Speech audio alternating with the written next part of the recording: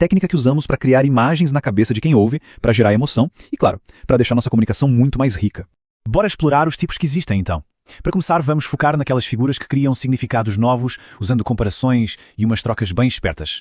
Olha só essa diferença entre comparação e metáfora. Na comparação, a gente deixa a ligação bem clara, usando uma palavrinha como o como. O como, ele caiu como uma manga.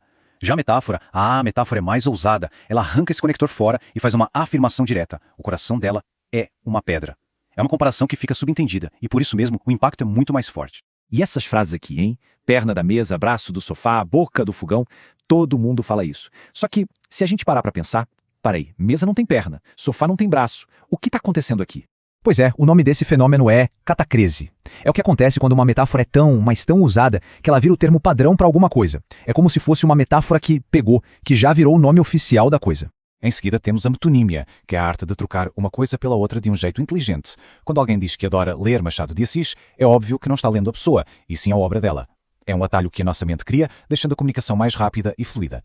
Ok, vamos para a nossa segunda parte. Agora a gente vai ver as figuras que gostam de brincar com, digamos, as proporções das coisas, que suavizam verdades ou até criam umas contradições bem interessantes. Para começar, a hipérbole é o puro exagero para dar ênfase. É claro que a pessoa não está morrendo de verdade, né? Mas a força da expressão, ela comunica o tamanho da fome de um jeito que um simples "estou com muita fome" jamais conseguiria. O eufemismo já faz o contrário. Ele dá uma amenizada numa ideia que é meio dura ou desagradável. Em vez de dizer que o advogado mentiu, a frase "faltou com a verdade" deixa a coisa toda menos direta, menos chocante. É uma espécie de filtro social que a gente usa o tempo todo. E não podia faltar ela, a ironia. É quando a gente diz exatamente o contrário do que quer dizer, normalmente para tirar um sarro ou fazer uma crítica. Aqui o tom de voz é que manda, né? É justamente essa briga entre o que é dito e o que aconteceu de verdade que cria todo sentido. Olha, é bem importante não confundir essas duas aqui. Antítese, ela bota palavras com sentidos opostos uma do lado da outra para criar um contraste. Simples assim, dar e tirar.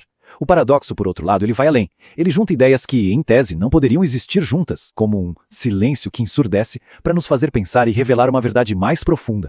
Chegamos na terceira parte, e agora a coisa vai ficar mais sensorial. Vamos ver como dar vida e som às palavras. A prosopopeia, que a gente também chama de personificação, é quando damos características de gente para coisas que não são gente. O sol não anda, é óbvio, mas quando a gente diz que ele caminhava, a imagem na nossa cabeça fica muito mais poética, muito mais viva, na hora. Ah, a onomatopeia. Essa talvez seja a mais divertida de todas. São as palavras que imitam os sons das coisas. Tic-tac, atchim, miau. A palavra é o som. É genial, não é? Agora, vamos prestar atenção na música que as palavras podem fazer. A aliteração é a repetição de sons de consoantes, como esse som de B, nesse exemplo incrível de Guimarães Rosa. Qual o efeito disso? Cria um ritmo, sabe? Uma cadência que gruda no ouvido e faz a frase ficar marcante. A assonância segue a mesma ideia, só que com as vogais. Nesse verso famoso do Chico Buarque, a repetição desse A vai criando uma melodia por dentro do verso, costurando as palavras de um jeito quase musical. Bom, chegamos na nossa reta final e agora a gente vai amarrar tudo isso. Afinal de contas, por que tudo isso importa de verdade? Importa e muito, porque essas não são só palavras bonitas, são ferramentas poderosíssimas. Com elas a gente consegue persuadir, consegue emocionar, consegue criar imagens que ficam na memória. Uma boa metáfora pode explicar uma ideia super complexa de um jeito simples. No fim das contas, o que elas fazem é transformar a nossa conversa do dia a dia em uma pequena obra de arte.